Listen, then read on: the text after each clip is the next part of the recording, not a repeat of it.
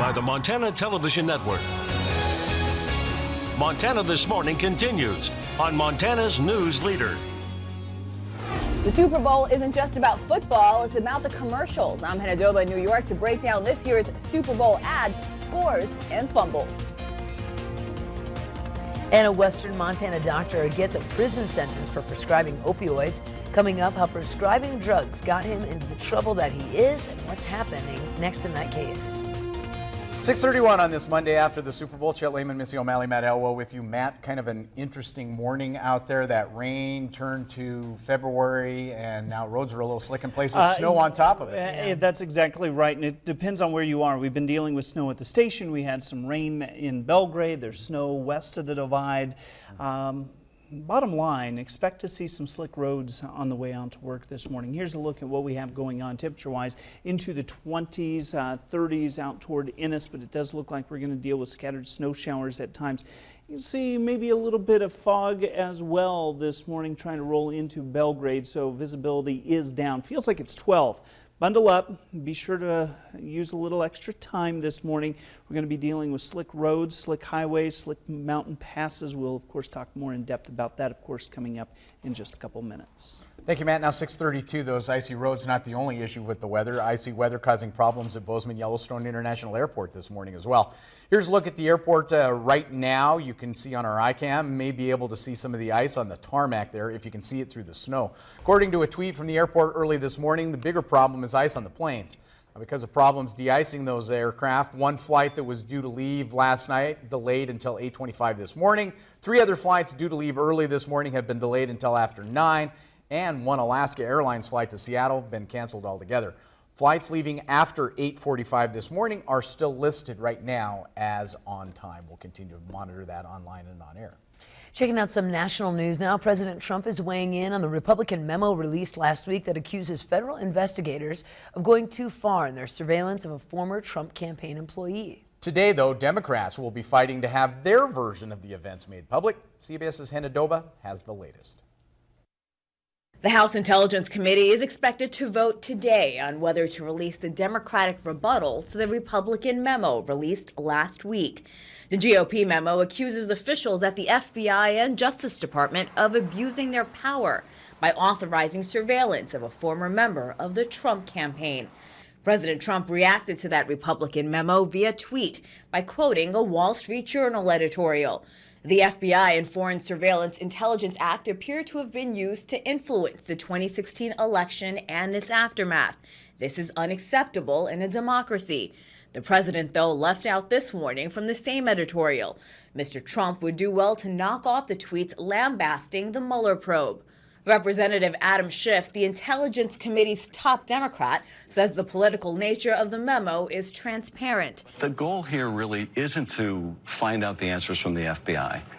The goal here is to undermine the FBI, discredit the Mueller investigation, do the president's bidding. Representative Trey Gowdy, who helped draft the Republican memo, insists it has no effect on the investigation. I say investigate everything Russia did, but admit that this was a really sloppy process that you engaged in to surveil a U.S. citizen. If the House Intelligence Committee does vote today to release the Democratic response, it would still be up to President Trump to decide how and if it should be made public.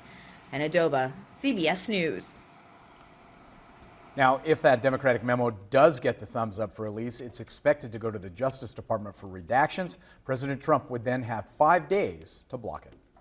In other news, on your Monday morning, a man from Great Falls is dead after a climbing accident on Sunday afternoon near Augusta.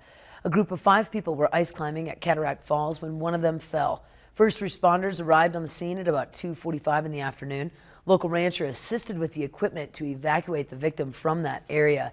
Lewis and Clark County Sheriff's Office says the man was an avid climber and familiar with that area. His identity has not been yet released.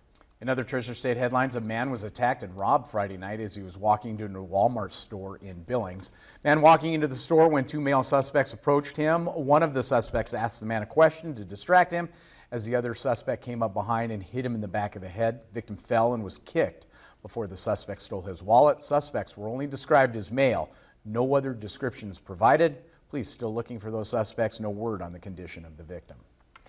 And police in Polson, along with the Flathead Tribal Police Department, on Saturday night carried out 2 search warrants. As a result of the raids, several children were removed from dangerous living conditions. Sergeant George Simpson says the department has shifted its focus towards protecting the children from drug-addicted caregivers and unhealthy environments.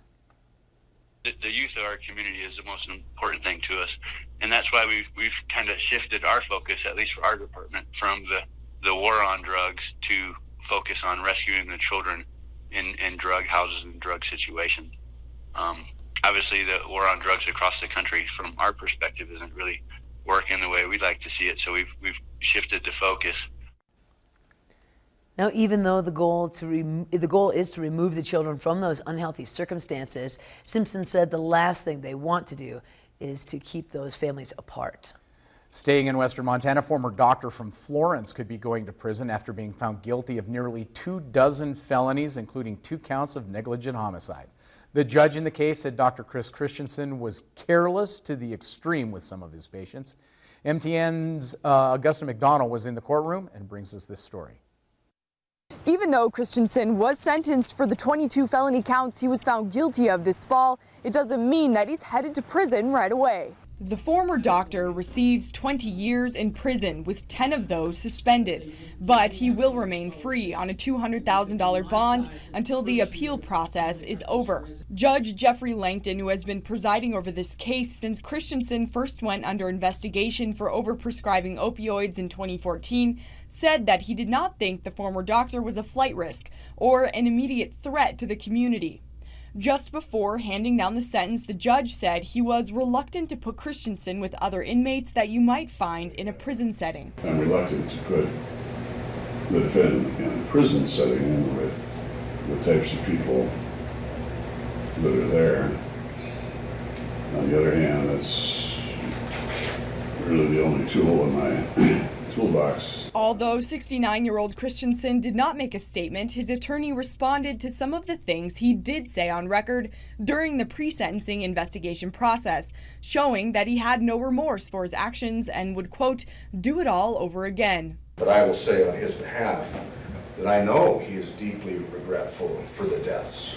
I have talked to him about it. He's deeply regretful for bad outcomes for all of his patients. That's the way he is. One can be regretful and wish for alternative outcomes without saying that one is the cause of death. We, of course, contend that he's not the cause of death. Judge Langton acknowledged that Christensen had a history of prescribing extremely shocking levels of opiates. But the judge said he took into account the supportive statements of more than 50 people who spoke up on Christensen's behalf. Augusta McDonald, MTN News, Hamilton. Now we're told the appeal process could last close to a year. In the meantime, Christensen is not allowed to practice medicine. His attorney asked that the $26,000 in court costs be waived because, as he says, Christensen is close to $1 million in debt. In other news, on this Monday morning, several volunteers in Butte spent Saturday making handcrafted bowls so needy children don't go hungry.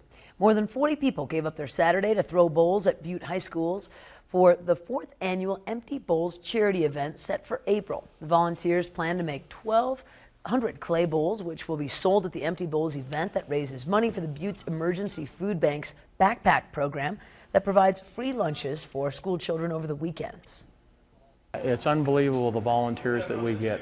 We asked for 30 people. I think we have 45 people here today helping glaze, making bowls. And we need another 400 bowls. So today, all these people are going to make 400 bowls for us today. Now, the Empty Bowls event will be held on the evening of April 4th at the Butte Civic Center. Tickets are $20 and can be purchased at the Butte's Emergency Food Bank. Love that. Pretty Great cool. fundraiser. That's been going on for a long time. It's good stuff. That's good stuff. I like it too. Coming up after a quick break, it is your weekly look at your Under the Big Sky report. And today, we're looking at Red Ox Manufacturing and some of their setbacks and how they're overcoming some of those fallbacks. But first, let's check in with Nora O'Donnell for a preview of what's coming up at 7 on CBS This Morning. Ahead on CBS This Morning, we're in the city of brotherly love after the Philadelphia Eagles' stunning Super Bowl win over the New England Patriots. We'll talk to Zach Ertz, who scored the game-winning touchdown. Plus, could you survive a day without your smartphone? We'll look at the new campaign that's bringing together former Silicon Valley employees to find tech solutions to our addictions. See you right at 7.